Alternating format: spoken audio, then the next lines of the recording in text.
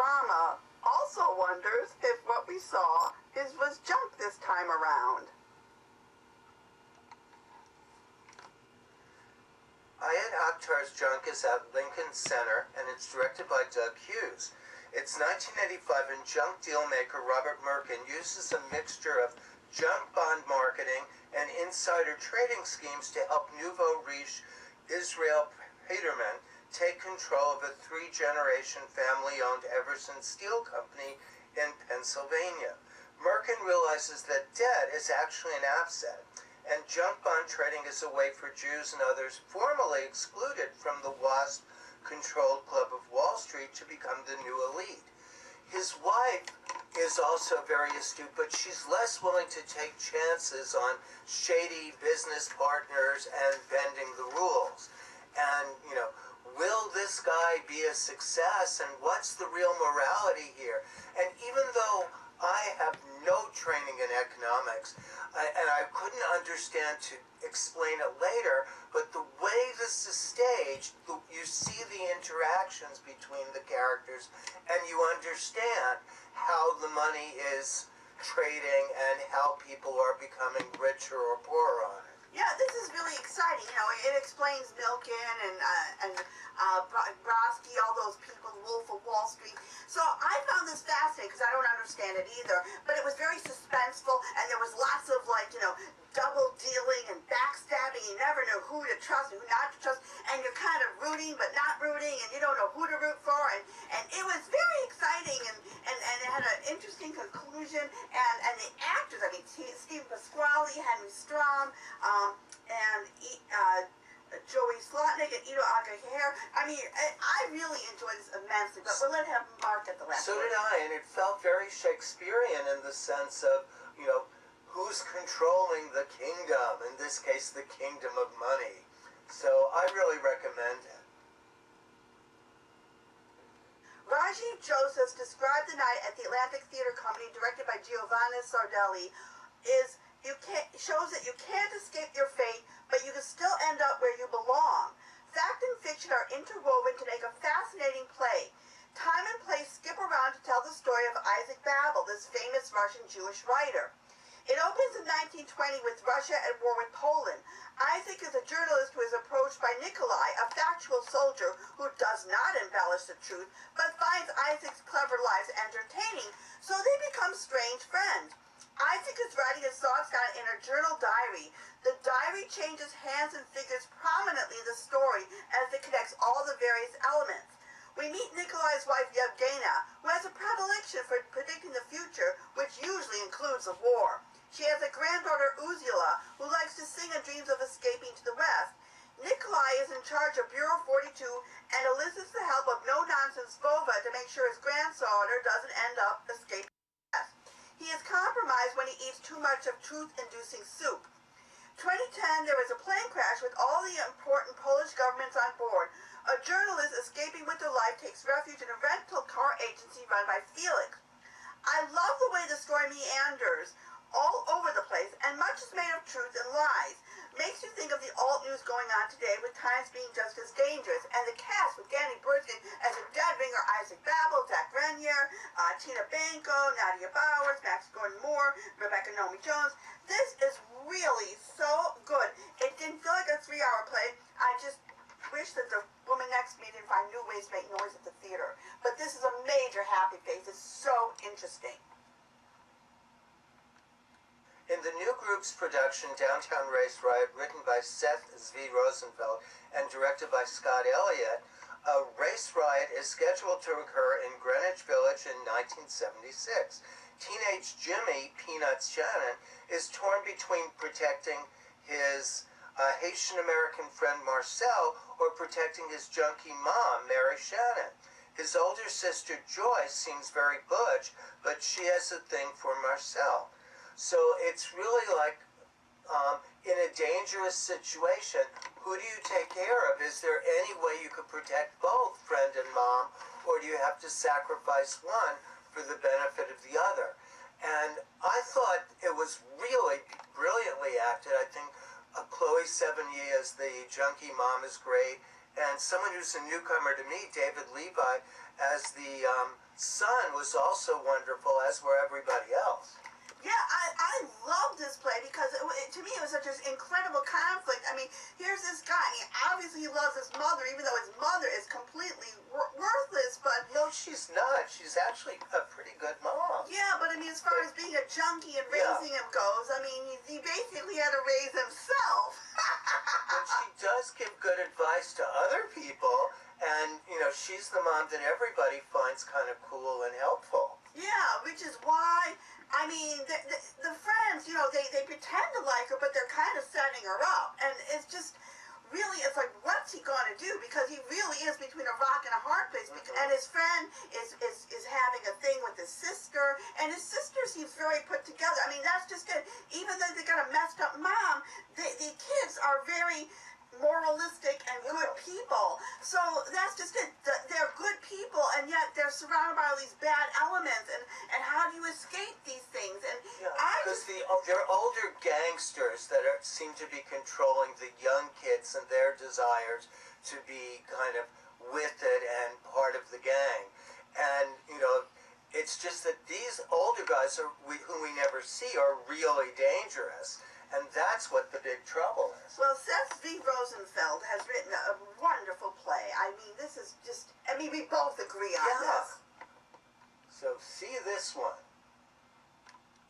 The Fellowship is giving us a revival of William Nicholson's Shadowlands, and this is now a different writer. This is a famous British writer, C.S. Lewis, who you might know from The Lion, the Witch, and the Wardrobe. Narnia Chronicles. Yes. And it's got Daniel Gerald playing C.S. Lewis, and he's very academic, and he's very stiff upper lip, British guy, living with his brother, confirmed bachelor, and then he gets this very interesting letter from an American, Joy, who is played by Robin Abramson, who is a wife with a kid, and she ends up coming to England, and a very interesting relationship and friendship develops between them. What will happen? Will he give up his confirmed bachelorhood? Is he taken with this woman? And it just is such a delightful, wonderful story. And and the acting is wonderful. The set's wonderful. It's just, I like this better than the original with Nigel Hawthorne. That's how good this is. At Abrons Art Center, one of us presents Jack and the Beanstalk, written by Matt Fraser, directed by Julie Atlas-Moose, who usually do like very adult burlesque and, kind of outre things. But this is a British-style panto of the fairy tale for Lower East Side kids and their adult companions. It's made by downtown performers and performance artists, and just before the show started, Silly Simon, played by Matt Roper, encouraged kids to make as much noise as possible. For Jack and the Beanstalk. Especially when booing the bad guy, Dastardly Dick. And it follows the general story, but it has some modern touches, including that Jack's girlfriend becomes very involved in becoming a hero as well. And also the giant is played by the evil Rump, or G-Rump. Who lives in Rump Towers and has very orange hair. I know, and has an orange face, and he comes out at the end, and Basil Twist has created the most amazing giant puppet. It's hysterical. I mean, there's lots, it may be for kids, but there's so many illusions that adults will get, that the adults were cracking up even more than the kids. The kids were just enchanted, while we were amused. Yeah, it's, the values are of social democracy and citizens' action. It's not the general telling. And female power, Wonder Woman coming to the rescue, and also lots of songs were used, like they took advantage of Les Mis a lot, which was hysterical. And Michael Johnny Lynch, who's a friend of mine, played the mother of Jack, and the most incredible outfits and the most amazing wigs. I mean, my God, that woman has poise to be able to keep that tower on her head. I mean, she made Marge Simpson look like she had a buzz cut. Yeah, so sets, costumes, and all sorts of accessories are really wonderful. My only trouble is that, especially for a kid's show, 2 hours and 20 minutes, even with an intermission, is really a bit long. Yeah, it really was. I mean, it was too much of a good thing almost, because, it's like, itchy after But a it's a while. really great idea. I mean, I think this group should do a Christmas panto down at Abrons every year. That And would be also, wonderful. I'm rather sentimental because I was just telling Mark that the second show High Drama ever did 25 years ago, I had my English friends visiting. We did a panto of Jack and the Beanstalk, and my late great cat Blob, with his black and white long-haired cat, played Daisy the cow. So I'm sentimental over Jack and the Beanstalk to begin with. It's a fun show. I really gave it a happy face minus, but I think, if you don't mind the 2 hours and 20 minutes, happy face. Another drag holiday show with political overtones, the Kinsey Six from San Francisco are providing holiday cheer with their outrageous show Oi in a Manger at the Soho Playhouse. They are trying to sell their manger that was previously owned by the Christ family. As they feverishly clean up to make it look presentable for the buyers, they regale us with groan-inducing, clever puns, naughty songs, and very politically incorrect but oh so right remarks. Trampolina is sweetly naive. Trixie knows what she's got and knows how to use it. Winnie is a homemaker type with a transsexual boyfriend and quite the surprising voice. And Rachel has animalistic desires, and she wants to go to heaven to get with those virgins as she sings in Seek to Chic, which is cheek to cheek. But Benjamin Schatz, who plays Rachel, really wants everyone to get along. No Christmas or any other song is safe under their wanton wit, as in Trixie singing, Oh come all ye unfaithful, and Winnie sings of her idol, who she wants to emulate, Eva Longoria. And of course, we wish everyone a Betty White Christmas. And Hanukkah isn't left out with a dreidel song like you've never heard before. Those lyrics might tell you. This show is a perfect antidote to the scurrilous goings-on in our government and the world. You don't want to miss your chance to hear these West Coast rags. I thank you, Noah Miller, for turning me on to these wonderful, hilarious people. MCC is presenting Schoolgirls of the African Mean Girls play set in Ghana in 1986. Paulina is the queen bee of the school, and she has her eyes set on becoming Miss Ghana 1986. And coming to the school soon is Miss Ghana of 1966 as a scout for who could be a good contestant. Everything seems to be going along well with Paulina and her kind of posse, who are really cowed by her and afraid to say anything against her, until Erica, a lighter-skinned girl, comes from the States, and her father is a very rich cocoa factory owner. And, she might be a better choice for the candidate because Miss Ghana 1966 thinks a lighter-skinned girl has a better chance with the international judges. The headmistress of the school is very upset on that because she feels more pride in Ghana and in alternative views of what Black beauty should be. Also, she's taken a motherly interest in Paulina, even though Paulina is a terrible, terrible bitch. But the thing is, it's like everyone's doing a power struggle here. And the thing is, they're all really, in their real lives, really powerless. So that's why they're trying to find power somewhere to make up for their crappy lives. This is a moving, very well done, very complicated play, and I ended up feeling sorry for Paulina, and she really was a horrible person in the beginning, and you shouldn't, but my gosh, I love this. Well, to understand is to forgive a lot, and it's, again, there's a lot of Mean Girl stuff going around. It's not all that new, but the context is really fairly new, and the depth of the writing and the clarity of the girls acting really makes this a very wonderful 75 minutes. 100 Days is a book by the Banksons, which is Sean and Abigail. They got help from Sarah Gancher using the music of the Banksons and direction by Ann Kaufman. And movement is by Sonia Taya, who I know from So You Think You Can Dance. It's a story of their whirlwind courtship of 3 weeks and their marriage, and she is trying to deal with grief and finding ways to slow down the passing of time. And she proclaims that being alive is being in grief. And I can't argue with that because since 1991, every 6 months, someone I know dies. I have family, relatives, friends. I mean, I'm constantly with death. So I get the whole our town feeling of, oh, you don't realize about life and you try to stop it. And they do. They try to stop their time and make a day last for 20 years.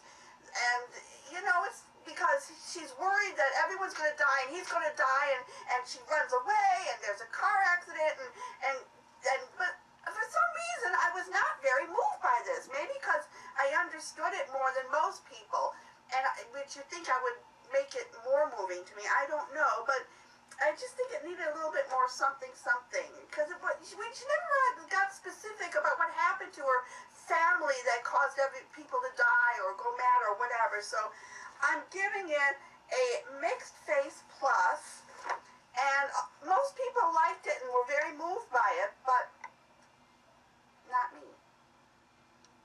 At the New Ohio, page 73 is presenting Today's My Birthday. But our birthday, it really isn't our birthday. Just to make that clear, it's the title. Right, the title is Today is My Birthday. Written by Susan Soon Hayes Stanton, directed by Kip Fagan. And 29-year-old wannabe journalist Emily returns to Hawaii after a bad breakup with her boyfriend Sebastian and other failures in New York City. Instability surrounds her as mom and dad are getting divorced, and her New York City friend Halima, a mother of 2 very young children, is having marital problems. Her helpful gay childhood friend Landon in Hawaii feels that Emily looks down on Hawaii. He hopes that she would appreciate all that her home state has to offer.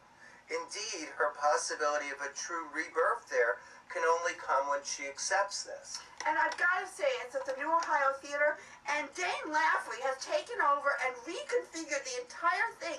So you really are sitting in a Hawaiian living room and recording studio. And Jennifer Ikeda is just one of the most wonderful actresses. I mean, no matter what she's in, she just brings such to it, you know? Oomph. Yeah, and we should say that it's all, the script is all phone calls, radio call-ins, and messages left on phone machines. Yeah, it's all done like electronically, but you get such a sense of all the characters, and her father was just so adorable. I just loved her father. I kind of liked all the characters in their own way. I think this writer, Susan Soon Hayes Stanton, you know, she's really a new force to reckon with. She really understands characters, gets you to care about them, constructs a play in a new, exciting way. I mean, I think she has real possibilities of really going all the way to the top. I love this play. And leave it to page 73 to find her, because page 73 is a really fabulous company and really cares about playwrights. It's like Signature takes the old playwrights and gives them a new lease on life. They take new playwrights and give them a new lease on life. So I mean, kudos to everyone. This is like, don't miss this. But just a warning, when you ever ask people to say, do you want to see Today's My Birthday? They're all going to wish you happy birthday. Well, it's as good as any day to have a birthday, and you should see the play. Previously, Drew Gilchrist saw Jason Bishop at the New Victory with his act Straight Up Magic. He thought it was high-octane entertainment and pure escapism. Armed with unsurpassed skill, a sense of humor, and his lovely assistant, Kim Hess, renowned illusionist and magician Jason Bishop takes the audience on an imaginative and exotic journey into the world of illusion, mixing traditional feats along with acts which have been rarely presented. Now, I went to see him do the present show that he's doing right now called Believe in Magic, and I sure do. I agree totally with Drew Gilchrist's assessment of Jason Bishop's prodigious prestidigitation. The many ways he made Kim and objects appear and disappear was astounding. Not to mention what he does with snow, balloons, and his dog Gizmo. You are not going to believe what he does with $1 million. Real $1 million. And the way he floats billiard balls on his hands is sheer poetry. He even gives you a chance to see what he is doing close up, so you know it is magic, as no human being can do such things. The coolest thing of it all, I figured out how he did it. And then he adds a new twist. He will keep you guessing and gasping, especially with, as Drew quite correctly put it, a jaw-dropping double levitation. presentation. I am not going into too much detail as I don't want to spoil it. The many surprises that await you at the not-to-be-missed Jason Bishop Believe in Me Magic at the New Victory. Please go see this. Recently, one of our reviewers, Sasha Clarke, saw A Room in India, a production of Théâtre du Soleil adapted by Park Avenue Armory, and it's directed by Ariane Nushkin. It's over now, but she thought it was really fantastic. It's a spectacle in every sense of the word, large in scale in terms of setting, cast, and ideas. For such a voluminous event, it needs an equally large home, and for their brief run, they were in the Park Avenue Armory. It involved relationships to the Mahabharata, the epic Indian tale that could last 18 nights, and also the semi-tragic comic story of a French acting troupe and problems of modern-day India. But you can find the review on the Facebook page. And, so I'm sure she gave it a happy face. We just want to let you know this exciting event took place in New York City, and an exciting event took place at home, which also closed, which I went to see.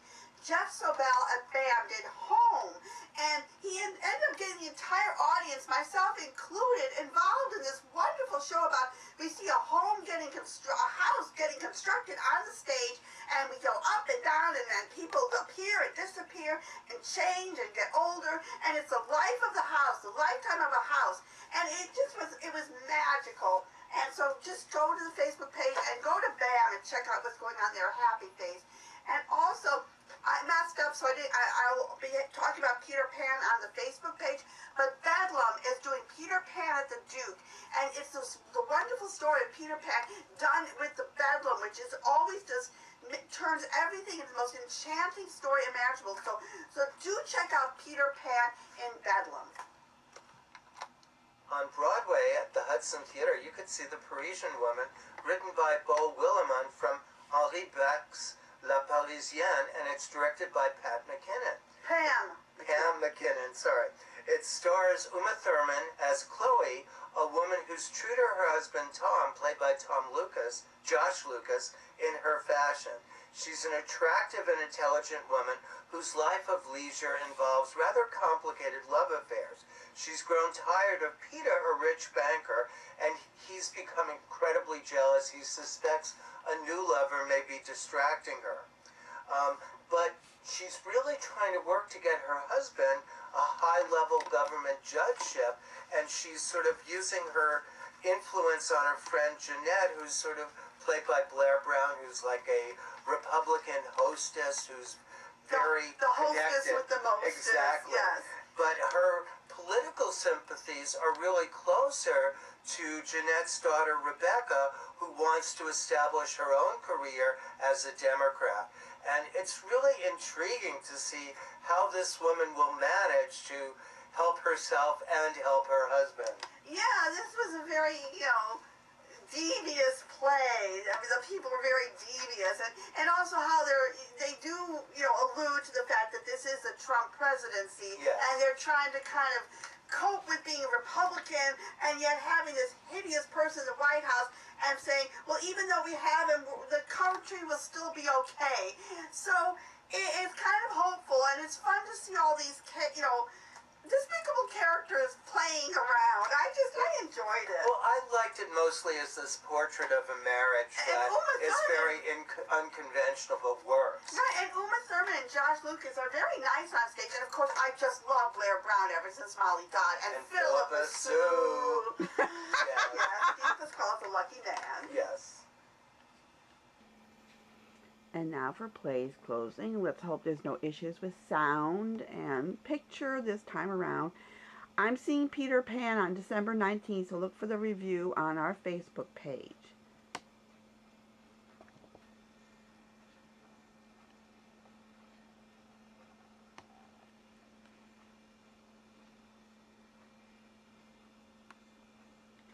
And I'm going to see Who's Holiday on December 22nd, so look for the review there. All these shows are closing on January 7th, my mom's birthday, and we'll be talking about them on our next show, but go see them beforehand and see if you agree or disagree with us. Last chance to see Annie at Paper Mill and Junie B. Jones at Black Box Theater. And why not go see Red Roses, Green Gold, the Deadhead musical, and live in theaters. You get to run around and solve mysteries. It's a lot of fun. I love doing it. Treat yourself this holiday to going to a cabaret. I mean, look, at Feinstein's 54 Below has a very unauthorized children's Scientology pageant, which is Alex Timber, which is great. Scott Siegel has 3 shows going on. He's got Broadway's Greatest Hit, 54 Salutes Frank Sinatra, Cry Sad Song, the kids from Merrily We Roll Along. I mean, 54 Below is amazing. And Pangea's got Baby Jane Dexter. And Joe's Pub has some brilliant people, especially Sarah Stiles, who is one of my favorite actresses. She's just in Hand to God. She's doing something called Squirrel Heart. And, of course, you don't want to miss Jason Bishop at New Victory.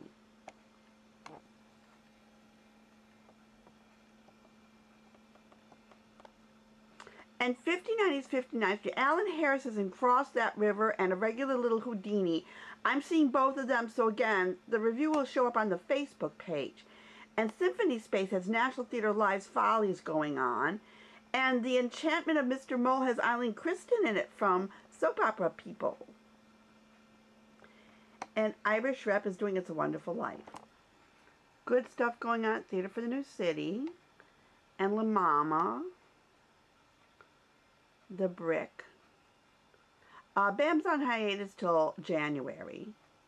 Pride and Prejudice is going out Cherry Lane. Again, I'm going to see that in, hopefully.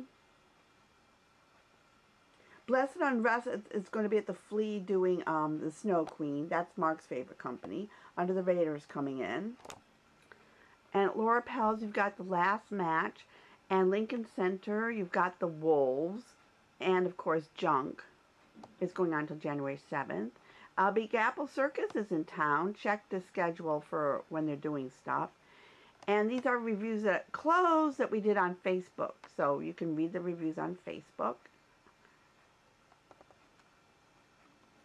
And Parody Productions is recommending these shows. Some of them we've seen and we've reviewed.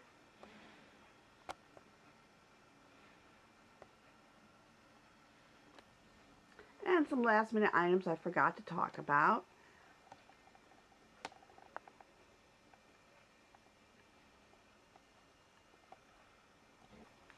And don't forget to pick up your Performing Arts Insider, the cultural heartbeat of New York City. It's got everything in it from cabaret, dance, opera, special events. I use it religiously. And our next show is January 6th. And don't forget to go to our Facebook page and Twitter to find out even more what's going on that I probably forgot to mention. And have a happy holiday, everyone.